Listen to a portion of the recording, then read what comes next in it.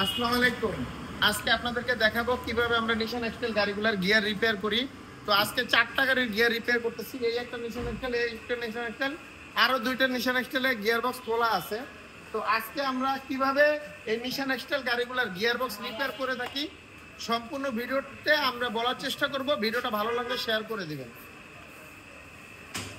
এই যে এটা হলো নিশান এক্সটেল গাড়ির গিয়ার বক্স। তো গিয়ার বক্সটা আমরা ওপেন করছি। ওপেন করার পরে আমরা প্রত্যেকটা এই যে বেয়ারিং কে ফিজিক্যালি চেক করি।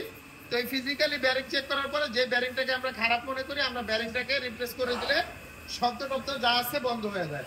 তো এটা ফিজিক্যালি অনেকগুলো বেয়ারিং থাকে। এই বেয়ারিং গুলো যদি আমরা চেক করতে না পারি তাহলে এই শব্দটা আবার থেকে যায়। তো এখানে একটা এক্সপার্টিজের ব্যাপার আছে।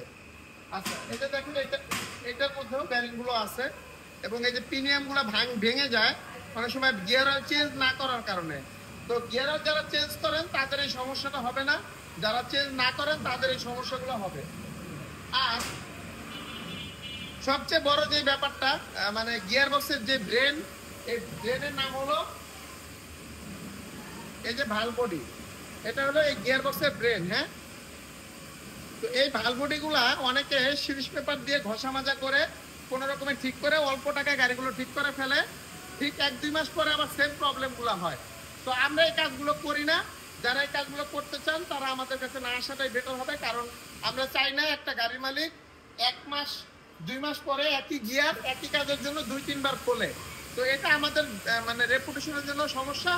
আবার দেখা যাচ্ছে আপনার এই গাড়ির কাস্টমারও বারবার আমাদের গ্যারেজে ভর্তি হওয়া, একই গাড়ি বারবার গ্যারেজে থাকা, এই বিষয়গুলো খুবই মানে বেদনাদায়ক। আমাদের একটা সময় নেই যে একটা গাড়ি মালিকের একটাই গাড়ি মানে প্রত্যেক মাসে মাসে আমরা কাজ করব। তো এত সময় আমাদের নাই, তাই আমরা যে কাজটা করি আপনাদেরকে ভিডিওতে দেখাই। এই যে ভালবডি গুলো আমরা জাপানিজ ভালবডি আমরা ইম্পোর্ট করছি। অনেকে পুরাতন ভালবডি দিয়ে কাজ করে, আমরা পুরাতন ভালবডি দিয়ে কাজ করি না। এই যে একদম ইনটেক জাপানিজ ভালবডি আমরা আপনাদেরকে যদি দেখাই, শাহিন সাহেব একটু আমাদেরকে হেল্প করবে। বলেন, আমার হাতে ময়লা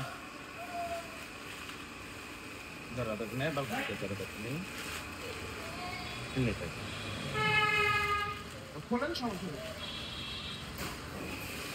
এই যে দেখেন, এটা একটা ব্র্যান্ড নিউ ভালবডি।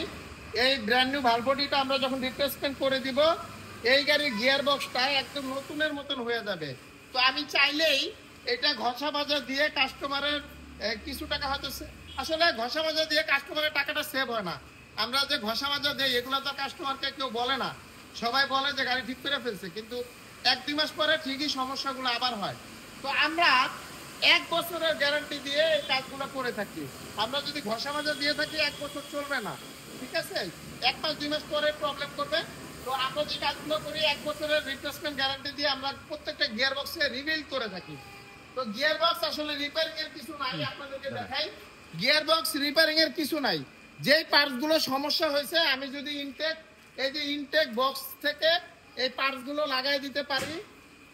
যে বেয়ারিং গুলো, এই যে বেয়ারিং গুলো সমস্যা হয়েছে এই বেয়ারিং গুলোকে চেঞ্জ করে দিতে পারি এবং এটার যে গিয়ার অয়েল, এটার যে ফিল্টার, এগুলো যদি নতুন দিতে পারি এই গিয়ার বক্সটা 4-5 বছর ইনশাআল্লাহ চলবে। তো এই যে আমরা এই সবচেয়ে বড় বিষয় হলো এই যে আমরা কাজগুলো করতেছি, আমরা এটা দীর্ঘ 15 বছর ধরে করতেছি। গিয়ার বক্স রিবিল করতেছি, এটা উন্নত বিশ্বে সবাই করে। তো এই প্রযুক্তিটা আমাদের দেশে একদম যে নতুন এমন না। তো আপনারা যারা মনে করবেন যে আপনাদের গিয়ার বক্সের কোনো সমস্যা আছে, যে আপনার গাড়ি ধাক্কা মারে, গাড়িতে শব্দ করে, চেইন স্লিপ করে, হ্যাঁ, গাড়ি শক্তি পায় না, প্রেসার পায় না, পাওয়ার পায় না, তো আমার সাথে যোগাযোগ করবেন। আমি অনেক কম খরচে আপনাদের গিয়ার বক্সগুলো ওকে করে দেওয়ার চেষ্টা করবো। আর একটা কথা, সারা বাংলাদেশের যে কোনো প্রান্তেই থাকুন না কেন, আমাদের এখানে কিন্তু বাংলাদেশের বিভিন্ন প্রান্ত থেকে যদি গাড়ি আনতে না পারে আমরা লোক পাঠায় গিয়ার বক্স আইনা কাজ করে দিই, অথবা ওইখানে কোনো একটা গ্যারেজ মালিক যদি আমাদের চায় যে সেই গিয়ার বক্সটা খুইলা আমাদের কাছে পাঠিয়ে দিবে, আমরা ওইটাও ঠিক করে দিতে পারবো। তো সারা বাংলাদেশে আমাদের এই সার্ভিসটা আছে।